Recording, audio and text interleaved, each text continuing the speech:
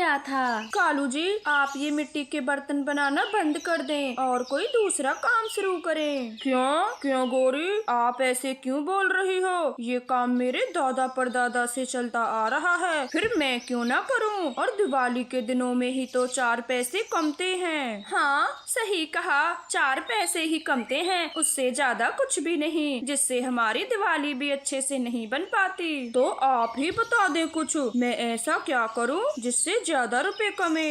मेरे पास एक आइडिया है जिससे आपकी कमाई डबल तिबल हो जाएगी। फिर गौरी कौवी कालू को अपना आइडिया बता देती है। आप बस एक काम करें, जैसे ही पक्षी उन्हें पानी में धोएंगे तो वापस से मिट्टी बन जाएंगे और वो फिर से खरीदेंगे, तो हो गई ना हमारी डबल कमाई। गौरी, एक और आइडिया आया है, क्यों ना मैं रेत की मिट्टी से पटाखे बनाकर बेचूं? पूरे जंगल में किसी के पास नहीं है, हमारे नकली पटाखे खूब बेचेंगे। ऐसे बातें कर कालू कौवा मिट्टी के पटाखे बनाता है और गौरी कौवी रेती मिट्टी से दिए। इस तरह से सुबह हो जाती है। वो अगले दिन अपने घर के बाहर छोटी सी दुकान खोल लेते हैं। देखना कालू जी, पूरे जंगल में किसी की दुकान पे पटाखे नहीं हैं, बस हमारे पास हैं, तो सारे पक्षी भागे भागे आएंगे। हाँ गौरी, और उन्हें क्या पता इन पटाखों में बारूद तो है ही नहीं, मिट्टी है मिट्टी। चुप कर जाओ कालू, और वो देखें, कबूतर हमारी दुकान पे आ रहा है। कालू गौरी, पूरे जंगल के चक्कर लगा दिए मैंने, किंतु कहीं भी पटाखे नहीं दिखे। आपने पटाखे की दुकान खोलकर बहुत अच्छा किया।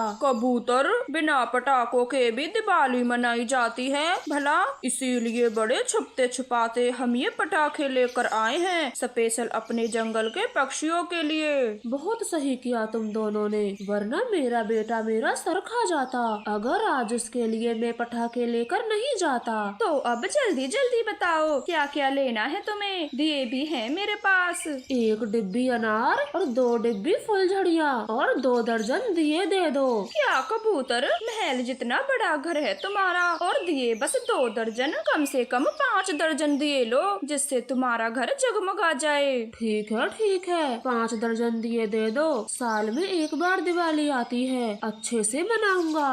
फिर कालू कौवा कबूतर का सामान थैले में डालकर उसे दे देता है। ये लो कबूतर, अच्छे से लेकर जाना, और आपका सामान पूरा 2000 रुपए का है। क्या कहा गौरी, 2000 रुपए? मैंने पटाखे लिए हैं, कोई सोने का हार नहीं खरीदा। कबूतर, 500 के दिए और 1500 के पटाखे, अगर नहीं लेना तो मत लो, इससे ज्यादा सस्ता हम नहीं देंगे। हाँ कबूतर, एक अनार पर बस 10 रुपए बचा रहे हैं हम, ज्यादा नहीं खा रहे, बड़ी मुश्किल से तो लाए हैं ये पटाखे। ठीक है, ले लो 2000 रुपए। वैसे भी अब सामान पैक करवा लिया है तो मैं कहाँ घूमूंगा। फिर कबूतर अपना सामान लेकर वहाँ से चला जाता है। गौरी कालू तो बहुत खुश हो रहे थे। देखा कालू, आपने कैसे उस कबूतर को बुद्धू बनाकर 2000 रुपए कमा लिए मैंने। हाँ गौरी, अब तो दिवाली तक खूब कमाई होने वाली है, सब आपके तेज दिमाग का कमाल है। इसी तरह से पूरे दिन कालू गौरी की बिक्री बहुत अच्छी होती है। एक दिन हरी तोती और रानो चिड़िया उसकी दुकान पर आती हैं। आओ आओ चिड़िया और हरी तोती, सब कुछ मिलेगा हमारी दुकान पर। वाह कालू गौरी, इस बार आपने दिए के साथ पटाखे बेचने शुरू कर दिए। हाँ चिड़िया, आप बताओ क्या क्या चाहिए? गौरी, दिए किस रेट दिए हैं? हरी तोती, 100 रुपए के 1 दर्जन, बताओ कितने दर्जन दूं? मुझे 2 दर्जन दिए और 1 पैकेट चक्री की दे दो। मुझे भी 2 दर्जन दिए ही दे दो और चक्री भी। फिर गौरी कौवी उन्हें सामान दे देती है, वो पैसे देकर वहाँ से चली जाती है। वाह वाह गौरी जी, अब तक की पूरी कमाई 50,000 हो गई। कालू, कल दिवाली है, असली कमाई तो कल होने वाली है, यहाँ सब मैं देख लूंगी, आप जाकर पक्के दिए बनाएं। असली कमाई तो कल रात को होगी, जब जल्दी जल्दी में पक्षी हमारे महंगे दिए खरीदेंगे।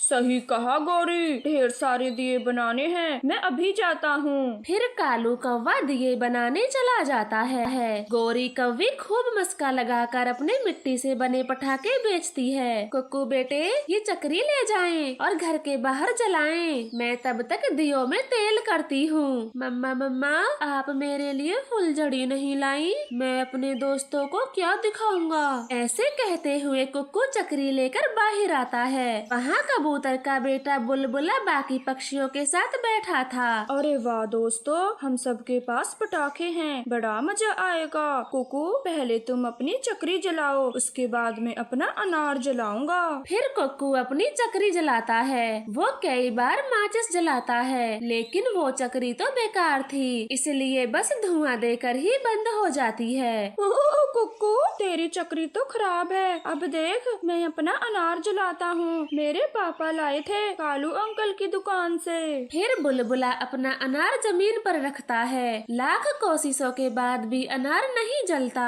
जग्गू, तुम्हारे पापा का सब खराब है, एक भी पटाखा नहीं जल रहा, कुक्कू की चक्री भी नहीं जली और मेरा अनार भी। अरे बुलबुला, मेरे पापा थोड़े ना ये सब घर बनाते हैं जो तुम मेरे पापा के बारे में बोल रहे हो। अगर अब के बोला तो मुंह तोड़ दूंगा तेरा। फिर जग्गू और बुलबुले में झगड़ा होना शुरू हो जाता है। इधर चिड़िया जैसे ही मिट्टी के दिए पानी में डालती है तो वो मिट्टी घुल जाती है। अरे, सारे दिए तो पानी में धुल गए, अब और दिए लाने होंगे, वरना दिवाली कैसे मनाऊंगी। जग्गू, बुलबुले, आप दोनों झगड़ा क्यों कर रहे हो? कबूतर अंकल, आप पटाखे कालू अंकल की दुकान से लाए थे और देखो, एक भी पटाखा नहीं जला। जग्गू के पापा ने हम सबको खराब पटाखे दे दिए। ये बात सुनकर कबूतर अनार तोड़कर देखता है तो चौंक जाता है। तभी चिड़िया भी वहाँ पर आ जाती है। ये अनार तो मिट्टी का है, फिर ये जलेगा क्यों? और कुक्कू, तुम्हारी चक्री भी मिट्टी से भरी पड़ी है, तो ये कैसे घूमेगी? कबूतर भैया, दिए भी पानी में डालते ही घुल गए। मैं तो जा रहा हूँ कालू से अपने पैसे वापस लेने, उसने हम सबको मिट्टी के दिए और पटाखे बेचकर लूटा है। फिर वो दोनों कालू की दुकान पर चले जाते हैं। नास पीटो, कैसे दिए बेचते हो? पानी में भिगोते ही मिट्टी बन गई, मेरे पैसे वापस करो। बूढ़ी पक्षी, अब दिए मिट्टी बन गए तो हम क्या करें? और दिए खरीद लो, इस बार पक्के बना के लाए हैं, एक भी दिया खराब नहीं होगा। मेरे उन्हीं पैसों के बदले दिए देने होंगे तुम्हें। एक एक पैसा बड़ी मुश्किल से कमाती हूँ, ये छोटा मोटा खिलौने का सामान बेचकर। चल भाग यहाँ से, आई बड़ी बदले में लेने दिए, चाहती है या मैं खुद भगाऊं? बेड़ा गर्क हो तुम दोनों का, मेरी हाय लगेगी। इतने मेहनत के पैसों से मैंने दिए खरीदे थे, जिन्हें तुमने फ्री में हड़प लिया। ऐसे रोते हुए बूढ़ी पक्षी वहाँ से चली जाती है। कबूतर, रानो, चिड़िया वहाँ पहुँच गए थे। कौवे भैया, आपने इस बार कैसे दिए बनाए? पूरे खराब हो गए। रानो चिड़िया, मिट्टी कभी कभी खराब आ जाती है, वरना मैंने तो अच्छे से ही दिए बनाए थे। आप ये दिए ले जाओ और 10 रुपए कम दे दे। कालू, और मैंने इतने महंगे पटाखे खरीदे थे ताकि दिवाली अच्छे से बन जाए, मगर सारे पटाखे वाहियात हैं, मिट्टी और भूसा भरा है उनमें। ओए कबूतर, हमने क्या घर पे बनाए हैं? जैसा पीछे से माल आएगा वैसा ही तो बेचेंगे। मैंने गलती कर दी आपसे दिवाली का सामान खरीद के, मेरे पूरे 2000 रुपए खा गए। बदमाश, जाओ, तुम्हारा कभी भला नहीं होगा। ऐसे कहकर कबूतर भी वहाँ से चला जाता है। कालू गोरी ने अपनी तरकीब से दिवाली पर ज्यादा पैसे तो कमा लिए थे, मगर साथ ही ना जाने कितने गरीबों की बद्दुआ भी ली थी। तो प्यारे दोस्तों, लालच मत करो, सही रास्ते से पैसे कमाएं। आपको हमारी तरफ से दीपावली की ढेर सारी शुभकामनाएं। आपका धन्यवाद। बेटा जग्गू, इस बार मैं आपको एक भी पटाखा नहीं दिलाऊंगा। कालू, आप मेरे बेटे को पटाखा दिलाने से मना क्यों कर रहे हो? जंगल के सारे पक्षी पटाखे जलाएंगे, मेरा बेटा क्या उनका मुंह देखेगा? भूल गई गोरी, पिछली बार जग्गू ने कबूतर की पूंछ में पटाखा लगा दिया था, बेचारे की पूरी पूंछ ही जल गई। कालू जी, आप अभी तक उस कबूतर का दुख मना रहे हो, मैं तो कब का भूल गई। अब चुप करके जाओ और मेरे जग्गू को पटाखे दिला दो, वो भी उसके पसंद के, वरना मुझसे बुरा कोई नहीं होगा। देख लेना गोरी, ये जग्गू कोई न कोई शैतानी जरूर करेगा। कालू कौवा अपनी पत्नी गौरी से बहुत डरता था। वो उल्लुओं की दुकान से जग्गू को पटाखे दिलाने चला जाता है। पापा, मुझे सबसे बड़ा वाला रॉकेट चाहिए और तेज आवाज करने वाला पटाखा। जग्गू बेटे, अभी तुम बच्चे हो, बच्चे वालों ही पटाखे लो, बड़े वाले मत लो, वरना तुम्हें चोट लग जाएगी। नहीं पापा, पापा, मुझे बड़े वाले ही चाहिए, वरना मैं आपकी शिकायत मम्मा से कर दूंगा। अपने बेटे जग्गू की यह बात सुनकर कालू कौवा डर जाता है और उसे ढेर सारे पटाखे दिला देता है। जग्गू तो पटाखे देखकर बहुत खुश होता है और मन ही मन सोचने लगता है, इस बार तो कबूतर अंकल की खैर नहीं, पिछली बार थोड़ा सा क्या जलाया था, पूरे जंगल में फैला दी बात और टुन्नू अंकल को